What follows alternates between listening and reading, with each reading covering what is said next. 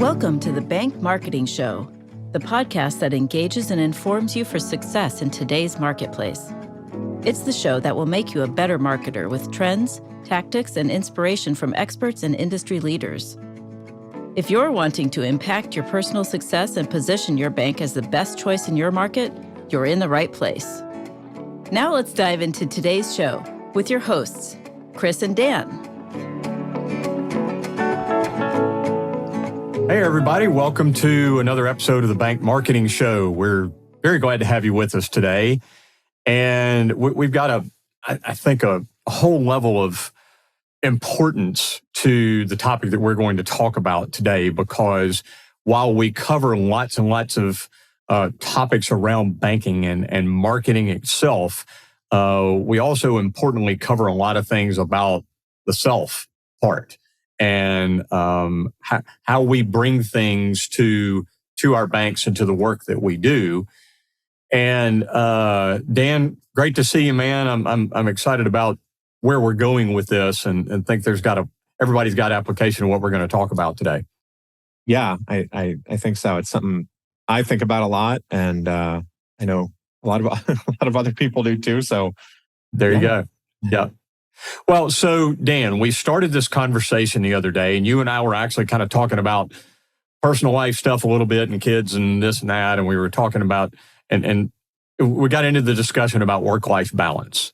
And you run a marketing agency. I run a marketing agency. We have folks that work for us. We've got lots of bank clients, all that. It's tricky sometimes, yeah. Right? And as we were talking about that, you brought up this term, and we kind of had a whole discussion about it. And I think this is what will be valuable to our listeners today about work-life integration, as opposed to, or beyond just balance. So work-life integration. So Dan, tell us a little bit, what is that and how's it applicable? Yeah, well, the term work-life balance, everybody's probably heard that. It's been around a long time. I think I first heard it 20 years ago when I was like consulting, and, it was this thing of, you live your life and be able to like turn off work and go, do personal things, do your life things when work is done. And so it was this idea of balancing your work and life. And it was just, looking back, is pretty silly because I was traveling Monday through Thursday every single week for like 3 straight years. Like, how do you really balance that? You're not home, you're 1,000 miles from home. But I think I don't know the full etymology of the term, but that's where I kind of first heard about it. And, coming out of the pandemic, I think everything has changed. People were working from home, which, necessarily kind of integrates the two things. So this concept of like work-life integration has come up. And if you think about the difference between the word balance and the word integration, is really balance implies the two are sort of forces that are fighting with each other. Right. But I think, the reality is more, they're forces that need to kind of complement and build each other. If you have if you're fulfilled from your home life, it's easier to be fulfilled from your work life because you're showing up, kind of from a better place than if you're super stressed at work, it's going to carry over to home. So if you Google work-life integration, the first thing that kind of comes up is from this site called betterup.com. Not promoting it, just happens to be the first thing that comes up. I want to give them credit. And it says work-life integration is integrating one's work and life to complement and support each other. So it's really like, how do the two play off of each other, right? How do you make work? I mean, work is a part of your life. We spend a lot of our waking hours at work, or, even if we're not at work, we're thinking about it. So instead of trying to kind of shut it off so we can live our lives, it's how do you balance it? How do you make it a valuable part of your life? Well, and Dan, I think an important consideration, and I like that definition, particularly the part that it's about the two complementing and supporting one another. Right. Not the opposite ends of the seesaw, yeah. But how are they truly integrated? So that's a great part of it. And I think an important consideration here also is the physical space for that and the mental, emotional space for that. Meaning, for frontline bank staff, they probably have the blessing of the fact that it's easier because once you balance your drawer, you check out, you go home. Hopefully you're not spending a lot of brain energy on that. And hopefully you're not answering client emails at night and all those. So there's the physical and then there's the mental consumption of work that leaves with you. And that's kind of an obvious example, as opposed to a lot of our audience, that are execs and C-suites and officers and those climbing the ladder, so to speak, at banks and other related industries that do take that home with us. And boy, that's difficult. I know you and I had a guest on recently that was talking about one of the SEC football coaches, as an example, that would leave the workout, the stadium and, would leave campus, after practices and pass a certain point on the road, going home. And that's where he both, hopefully physically, I don't know if that was go to airplane mode on your phone or what that is, but mentally would shift gears to home. Yeah. So there's that, and it's the physical space and it's the mental space. And like you said, there's so many examples of folks working remotely that, might be on a Zoom meeting like this and in their pajamas, and the dog runs by in the background and, got laundry running down the hall and running a client meeting, and so I don't know, there are a lot of things that are of consideration here. Don't you think? Yeah. I mean, for me, it's like I've got kids. We're recording this in the summer, right? Kids are in camp, and the camp changes pretty much every week, right? So like this week, I dropping them off at 9 and picking them up at 3.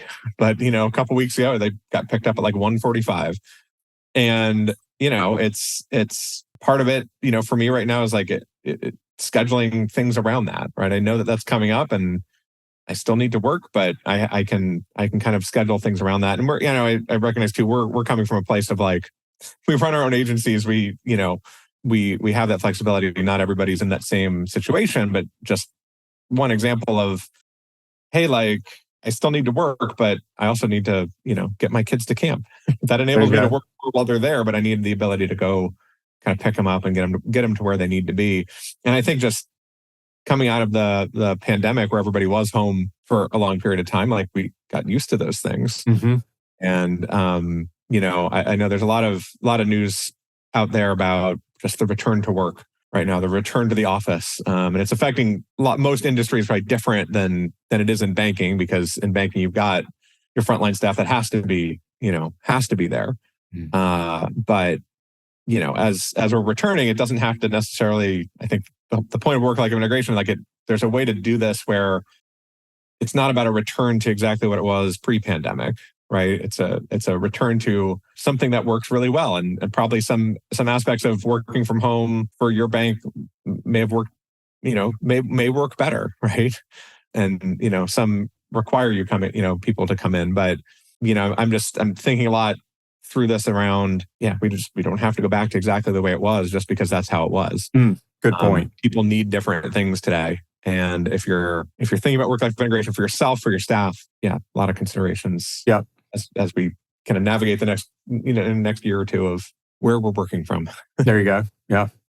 Well, and for our listeners today here in the episode, we're going to cover, I think, some a few significant points here that are going to give you some great takeaways. So considering the value of everybody's time today, I think I wanted to kind of line that out. And your comments a second ago led to our next big point, Dan, which is about teams. So teams with us, with all of us in the industry and in the banking industry, while so many of our community banks are seeking younger and younger audiences as customers, there's a lot of that also with team recruitment. And who are we bringing in and needing, younger folks, coming into positions within the bank and all of that. And you made a point to me the other day that was spot on when we were discussing this, is that that's so much of what people today, and probably particularly younger people, are looking for and are attracted to, and assuming they're going to have some level of work time flexibility or work from home, or, some of this, which also from their perspective is the assumption that they're going to have a good bit of this work-life integration, that there's gray area there. Yeah.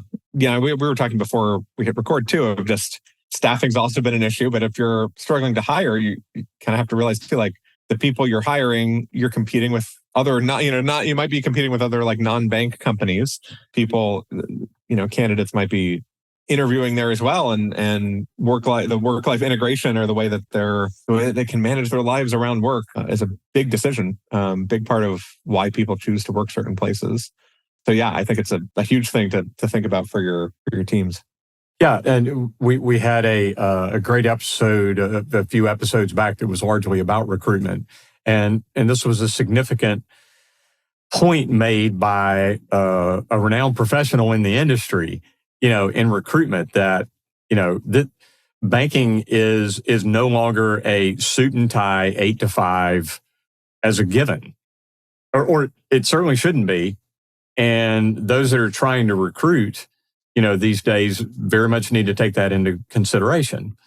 The job roles need to be done and accomplished, but our work environments have changed, and maybe that's a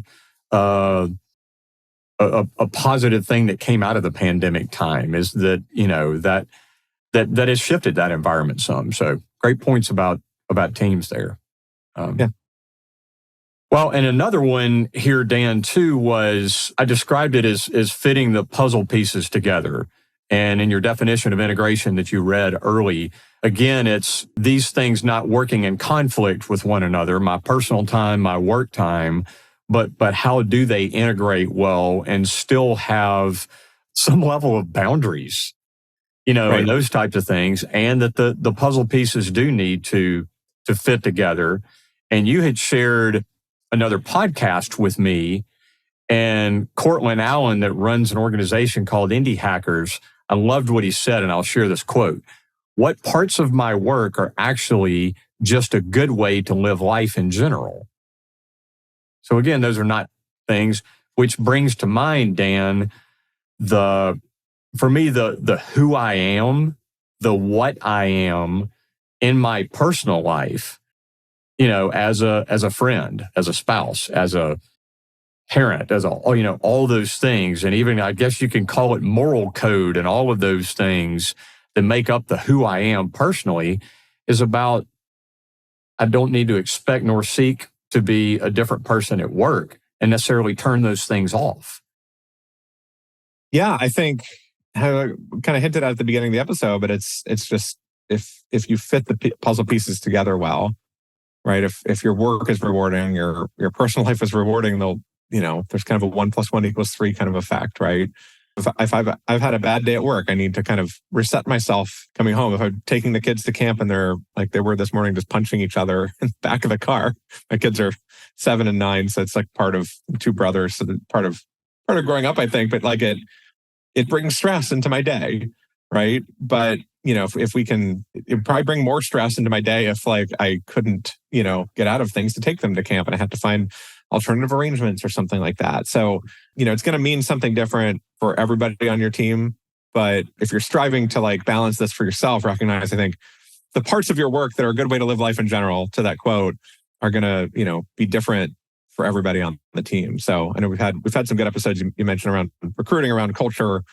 I think this is just kind of marrying of those two things. Yeah. But people that work on your team have lives, and if we can, it's not kind of giving up control over their jobs, right? But if we can help them with this integration, I think they bring more energy, they bring more of their true selves to work, and make your team culture stronger, are probably more productive and happy, and interacting with your customers.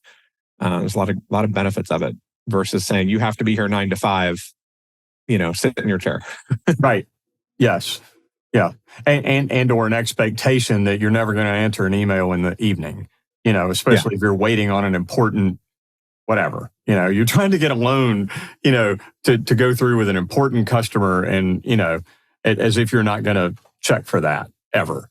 Right. That they're going to correspond with you or something, and that's not real. And if you give somebody more flexibility during the day to like do their personal life things, they're probably more willing to say, okay, I'm going to respond to this email at 8 o'clock at night. right? It's a bit of a different feeling than just trying to make people work all day, all the time. That's not what we're saying. But it's kind of like if you expect them to respond to the customer at 8 at night, then you should, be a little bit more flexible during the day if they, Yeah, the dog's got to go to the vet at 11. Right. Yeah. Yeah. Yeah. Absolutely.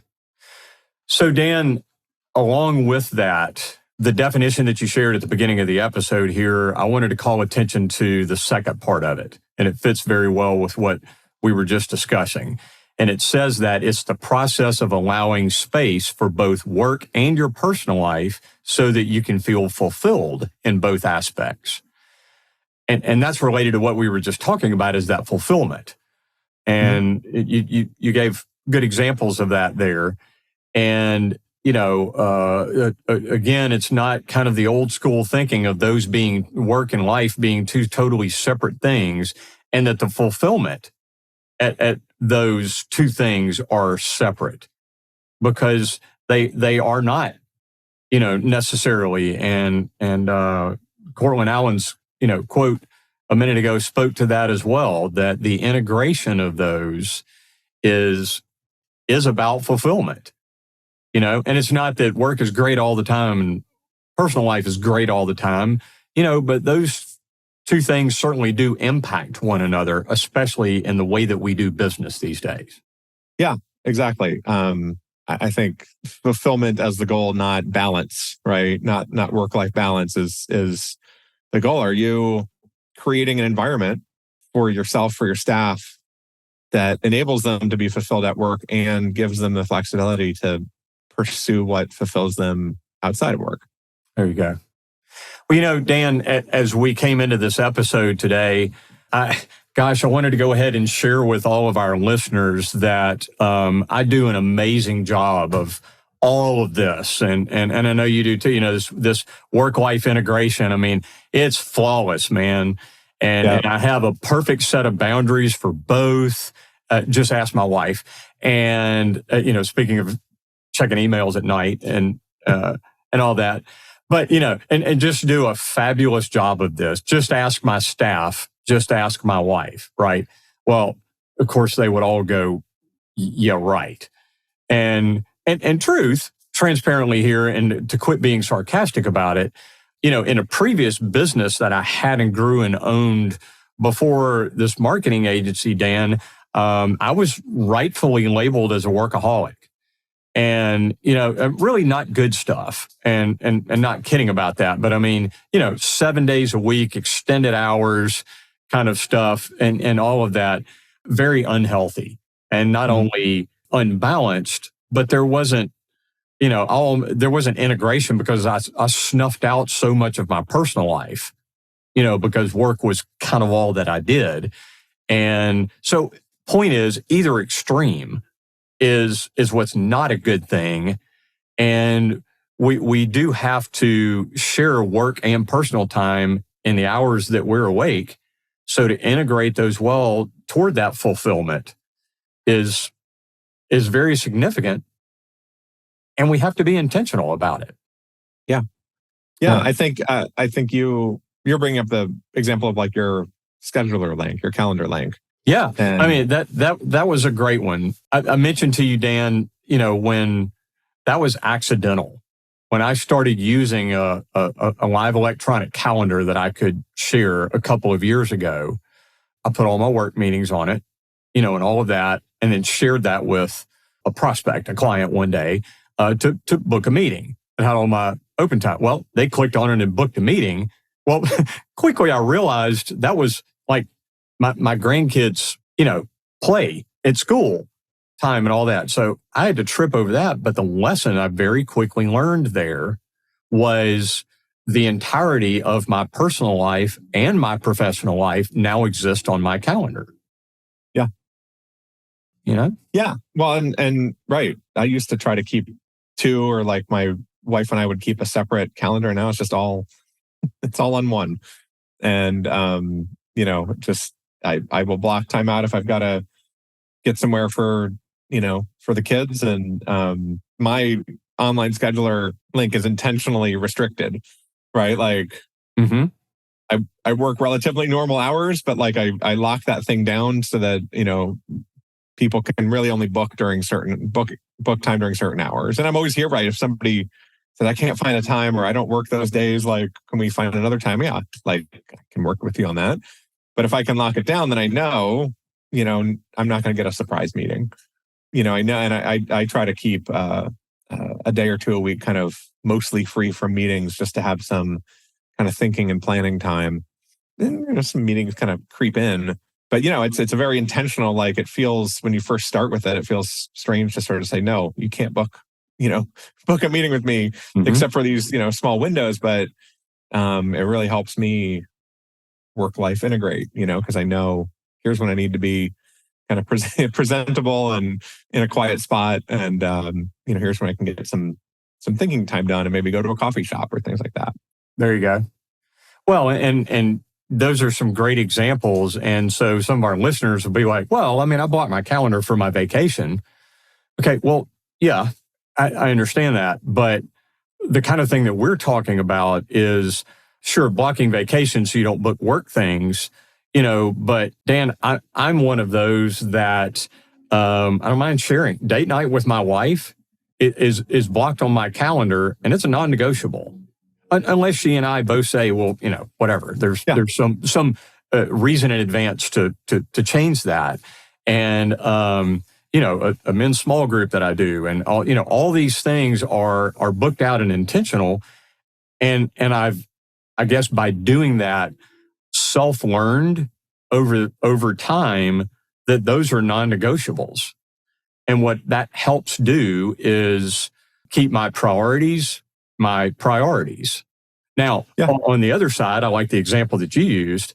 I mean, I keep a couple of days a week as open as I can possibly keep them for availability with clients, and meetings and those types of things too. So that priority is also there.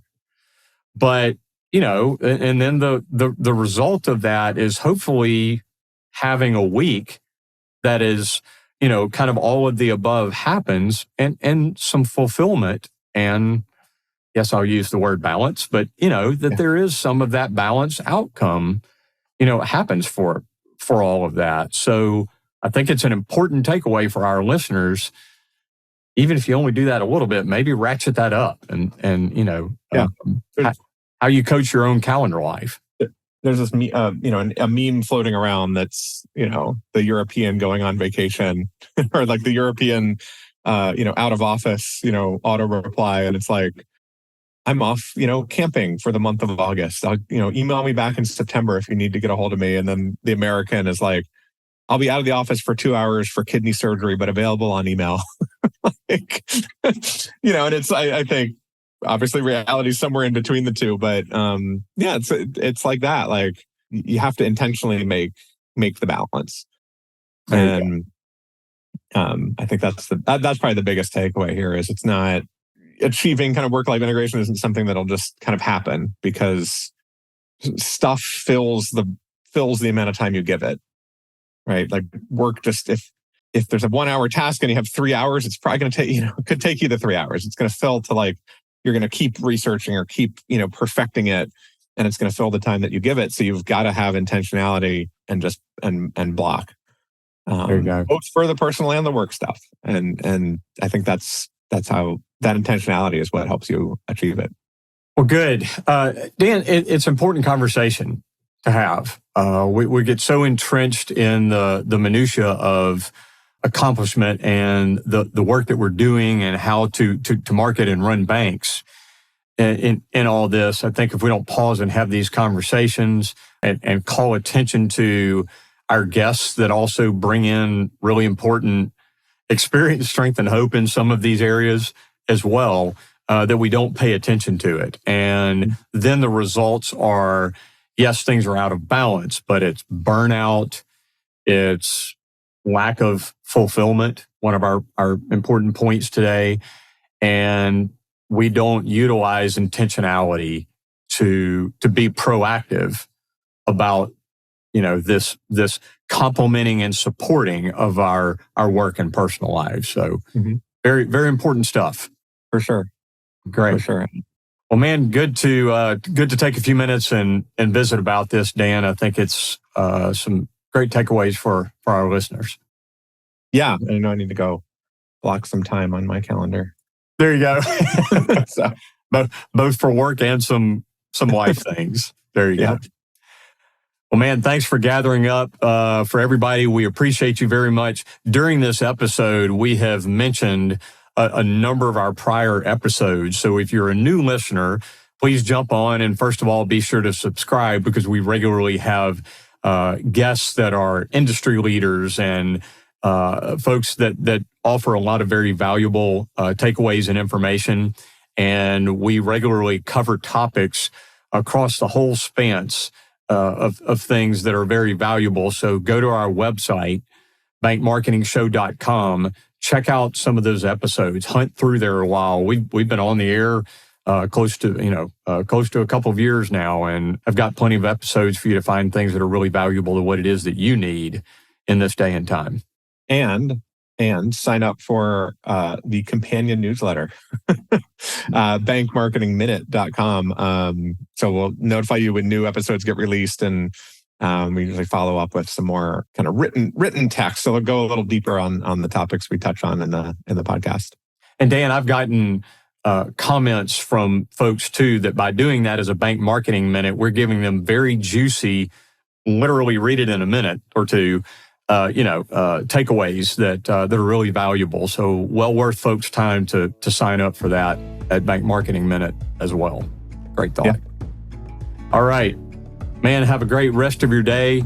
Go get integrated with the rest of your life too. You too. Great. Thanks, Dan. Thanks for joining us. To go deeper or get access to some of the valuable nuggets from today's show, go to bankmarketingshow.com.